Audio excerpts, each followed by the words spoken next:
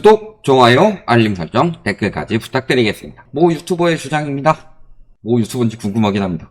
우리나라의 중국, 미국 등 글로벌 유통기업이나 빅테크 기업의 데이터 센터 등을 설립하고 있는데, 이런 글로벌 기업들의 국내 진출로 인해서 외국인 이민이 늘어나 대한민국 인구 감소를 대신할 것이고 부동산도 상승한다고 합니다.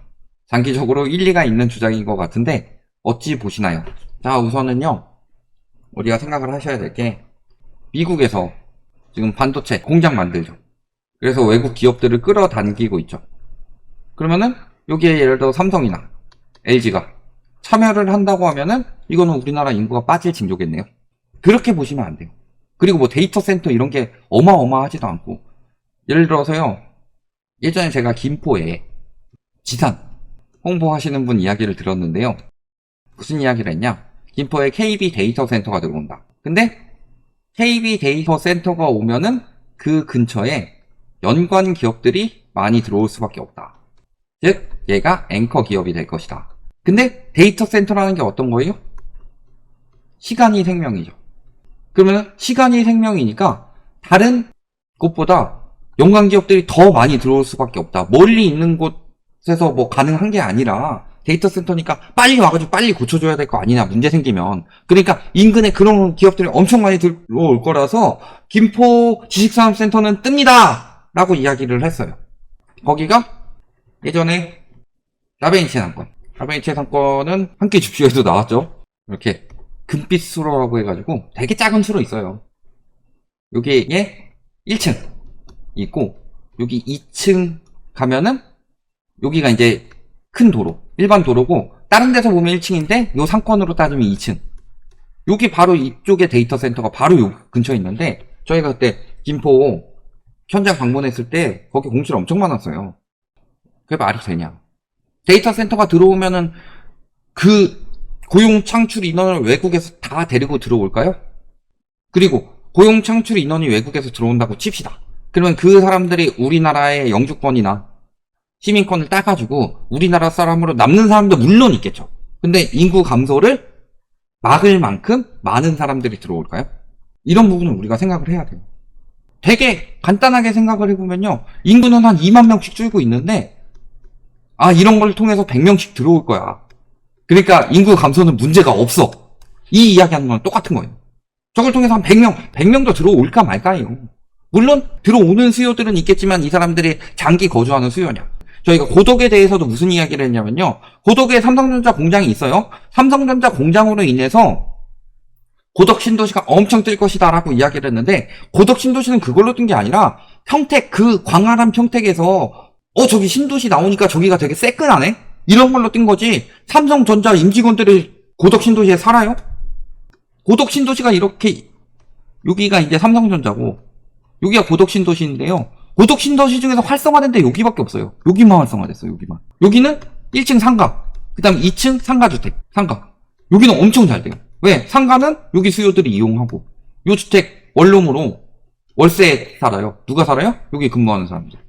왜? 여기 근무하는 사람들은 단기 생산직이니까. 단기 생산직이 여기 월세를 살지 여기 고덕 신도시 아파트를 사가지고 살지 않는다. 왜? 단기니까. 그런 것처럼 고덕 신도시만 보더라도 답이 나와요. 내가 여기 평생 직장으로 내가 여기서 평생 살 것 같아. 요 직장에서 계속 출퇴근하면서 내가 여기서 평생 살겠다라고 하면 고덕에 뭐 아파트를 어떻게든 구하려고 하겠죠. 근데 외국인 데이터 센터 들어오는 것도 똑같아요. 들어와서 내가 여기 살 사람들이 얼마나 되겠냐. 여기 그냥 뭐 기숙사나 뭐 이런 거 있으면은, 혹은 뭐 근무하는 동안에 임대로 살지 누가 여기서 집 사서 살겠냐. 그리고 그 데이터 센터가 들어온다고 해서 가족들이 다 오는 경우가 아닐 수 있어요. 그리고 근처에 막 기업들이 안 따라 들어올 수도 있고, 그 수요가 얼마나 돼요. 데이터 센터 하나 지으면은 그 데이터 센터에 한 12만 명 정도 근무하나요? 적어도 하나 질 때 그 정도는 들어와야지 우리나라 인구 감소를 어느 정도 조금이라도 상쇄할 수 있는 정도가 되는 거지. 근데 그렇게 못 짓잖아요. 그리고 글로벌 유통기업이 들어온다. 얼마나 들어오겠어요? 글로벌 유통기업이 우리나라에 팔아먹으려고 들어오지 우리나라에 근무하려고 들어와요? 예를 들어 송곳이란 드라마 보셨어요? 저는 만화로 봤는데 드라마는 안 보고, 맨 윗대 가리는 프랑스 사람으로 기억하는데 밑에 한국인들이에요. 거기 주인공 누구예요? 봉주르 씨예요? 아니면은 이수인 씨예요. 그 위에 저기 이름은 기억 안 나는데 김희연 배우가 맡은 역할. 김희연 배우가 프랑스 배우 역할 맡았어요? 한국인 배우죠. 한국 사람이었죠. 우리나라에 팔아먹으려고 들어오지. 이 사람들이 무슨 그게 돼요. 자, 잘 생각해 봅시다. 세계의 공장인 중국에는 그럼 외국인들이 많이 살겠네요? 아니죠. 세계의 공장인 중국에는 외국인들이 많이 안 살고 중국인들을 많이 고용합니다. 값싼 중국인 노동력을 이용하기 위해서. 그리고 그 중국에서 자본이 빠져서 어디로 가고 있어요? 인도나 동남아시아로 가고 있죠. 한국으로 안 오죠. 왜 인도나 동남아시아로 가요? 거기가 싸니까. 한국은 인건비가 비싸죠. 그런 나라들에 비하면. 왜냐면 그쪽은 아직도 개발도상국 같은 형국이고 한국은 그렇지 않으니까. 그러니까 동남아시아나 이런 쪽에서 한국으로 돈을 벌러 들어오죠. 근데 심지어 동남아시아에서 한국으로 돈 벌려고 들어오는 사람들도 요즘엔 꺼려진다고 해요. 베트남 노동자들의 현황입니다. 한국 물가 부담에 덜 먹고 더 일하고 있다. 그래서 식비가 불어나면서 저축도 줄어들고 있고 본국에 송금하는 것도 줄어들고 있다. 근데 만약에 이런 데서 외국인 노동자들이 들어와서 우리나라 인구 감소되는 부분을 메꿔주려고 하는데 이 노동자들이 힘들어지고 있어요. 왜? 물가 부담에 덜 먹고 더 일하는데 실질 소득은 줄고 있죠. 한국인도 주는데 베트남 노동자들이라고 안 줄겠어요? 그러니까 여기서 보면은 응우엔 푹티엔씨는 치솟는 농산물 물가에 평소 주 3차례 먹던 채소 반찬을 일주일 전부터 주 1회로 줄였다. 과일은 비싸서 살 엄두도 내지 못한다. 월 270만원을 받고 컨테이너 바닥에 합판을 만드는 공장이 일하고 있는데 요거 올려줄 수 있어요? 우리나라 사람들 올려줄 것 같아요? 지금 상황에서? 난 예전보다 더 일하고 적게 먹지만 저축이 늘지 않는다. 그래서 한국은 임금, 복지 혜택, 노동 조건이 괜찮은 곳으로 꼽히면서 일본, 대만에 이어 세 번째로 베트남 노동자들이 많은 우리나라인데 힘들어서 빠지고 있다. 일본은 근데 디플레이션이 심하죠. 물론 요즘에 인플레이션이 조금 생겼다고는 하지만 대만은 뭐 우리나라랑 거의 비슷하고 그래서 송금하는 돈도 줄어들고 있고 이런 나라에 외국인들이 더 유입이 될 거라고 봐요. 잘 생각해 봅시다. 그런 이야기를 해요. 외국인 수요를 끌어들여서 인구 감소를 방어하고 플러스 경제 장기적 침체 방어하면서 이렇게 할 것이기 때문에 집값 오른다. 일단 개소리를 이야기를 하는데요. 외국인 수요들이 지금 우리나라의 메리트가 얼마나 있는지를 생각을 해봐야 된다. 그러면은 외국인 수요들을 끌어들일 때 우리나라보다 선진국 사람들이 있고 그 다음에 우리나라보다 저기 소득이 적은 나라들이 있죠. 그러면은 선진국에서 우리나라로 굳이 끌어들이는 경우는요. 물론 여기 와가지고 살아보니까 좋다 해가지고 뭐 귀화하고 이런 분들도 있잖아요. 뭐 예전에 뭐 이다도시라든지 뭐 로버트 할리라든지 뭐 이런 사람들이 있는데 그런 경우 말고 끌어들인다고 해서 끌어져 오는 게 아니죠. 그러면 우리나라보다 소득이 적은 나라들 이런 데서 끌고 와야 되는데 우리나라보다 소득이 적은 나라들에서 끌고 와서 보니까 버는 돈이 많은데 나가는 돈이 너무 많아. 근데 다른 나라 같으면 금리 올려서 물가를 잡는데 우리나라 같은 경우 임금 낮춰서 물가 잡으려고 하죠. 임금 안 올리게 해서 물가 잡으려고 하죠. 최저임금 올리려고 그러면 공공의 적이 되죠. 근데 저희가 늘 말씀드린 게 뭐였어요? 지금 자영업자 힘든 것을 최저임금 탓으로 돌리는데 최저임금만 문제가 아니다. 더 근본적인 부분은 가장 핵심적으로는 프랜차이즈랑 임대료가 있고 프랜차이즈 같은 경우는 갑질 경우가 강하죠. 그 다음에 임대료는 뭐라고 그랬어요?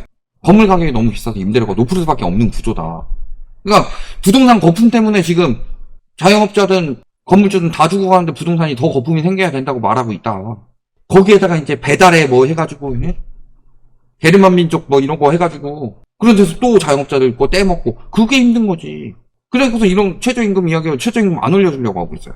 그러면서 들고 온다는 데이터가 뭐예요? 우리나라 중위소득이 최저임금과 가깝다. 그러니까 최저임금이 높다는 뜻이다. 말 같지도 않은 소리 어떻게 해석이 그렇게 돼요? 중위소득과 최저임금이 가깝다는 소리는요. 최저임금에 준하는 소득을 받는 사람들이 많다. 즉 양극화가 심하다는 소리예요. 얼마나 능지가 박살났으면 그딴 이야기를 하냐. 얼마나 사람들을 속여먹으려고 하냐. 그러면은 외국인들이 우리나라에 이민 와가지고 산다는 사람들이 대부분 어떤 직책을 맡겠어요? 물론 그 중에서 뛰어나서 높은 직책을 맡으실 수 있는 분들도 있겠지만 대부분 우리나라 이민 와가지고 아까 우엔 푹 TNC처럼 보통 이제 저런 업종을 많이 맡죠. 그러니까 중국인들이 집 많이 산다는 것도요, 막 강남 아파트를 얼마에 샀네 해가지고 뭐 SF 파킹 하는 것처럼 이야기하지만 실질적으로 가장 많이 산 동네가 구로구라고 그랬죠.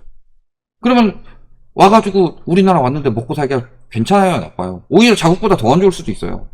여기서 아껴가지고 자국에다 보내면 자국에서 그 돈이 굉장히 큰 돈이니까 풍족하게 살 수 있다라고 해서 와서 일하는 건데, 막상 우리나라에서 와서 먹고 살려고 보니까 물가가 너무 높아가지고 차라리 그 나라에서 벌고서 저축하는 게 더 나을 수도 있다. 근데 어떻게 외국인들이 우리나라 들어와서 살겠냐? 외국인들이 우리나라 들어와서 살려면요, 적어도 소득 대비 의식주가 보장이 돼야 돼요. 그래야지 남는 돈이 생기고, 그러니까 예전에 우리나라가 아메리칸 드림 했던 것처럼, 혹은 예전에 뭐 독일 이런 데 보면, 국제시장 영화 이런 데 보면 독일 가가지고 광고하고 간호사들 많이 수출했었잖아요. 드림, 거기서 꿈을 꿀 수가 있어야지. 근데 우리나라가 꿈이 있는 나라가 돼요? 코리안 드림하고 왔는데 그 코리안 드림이 안 되겠지. 근데 의식주가 괜찮냐.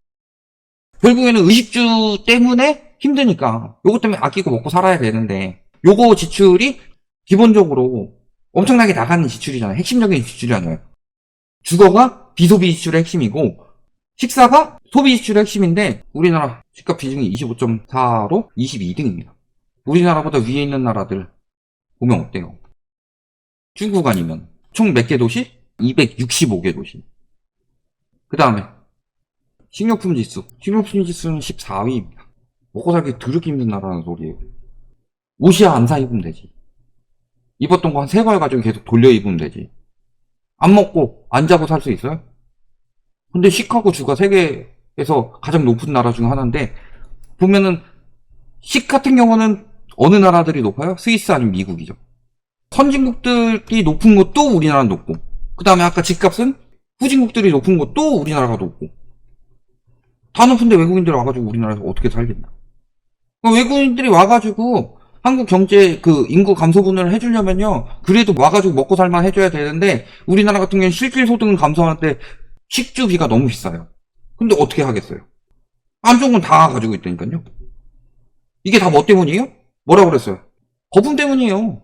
주는 거품 때문이고, 진짜 먹고 살기 힘든 가장 큰 이유는 부채 때문이에요. 근데 그 부채도 안 잡고 나서 어떻게 하겠냐? 한국인도 먹고 살기 힘든데 외국인들 우리나라 와서 먹고 살만 하겠어요? 그거는 진짜로 그냥 이상적으로는 말을 얼마든지 던질 수 있어요. 그러면은 강남보다 뉴욕이 집값이 싸니까요, 강남에서 일하던 사람들이 소득은 더 높고 집값은 산 뉴욕으로 빠지면서 우리나라 인구는 급감할 겁니다. 타당성이 있죠. 타당성은요, 얼마든지 만들어낼 수 있어요. 근데 그거를 심층적으로 분석해서, 그래서 몇 명이 어떻게 들어오고 이런 식으로 이야기해야지 그게 분석인 거지, 저런 식으로 이야기하면은 말 던지는 거는 엄청 쉬워요. 현실이 그렇지 않을 뿐인 거지. 여기까지 말씀드리겠습니다.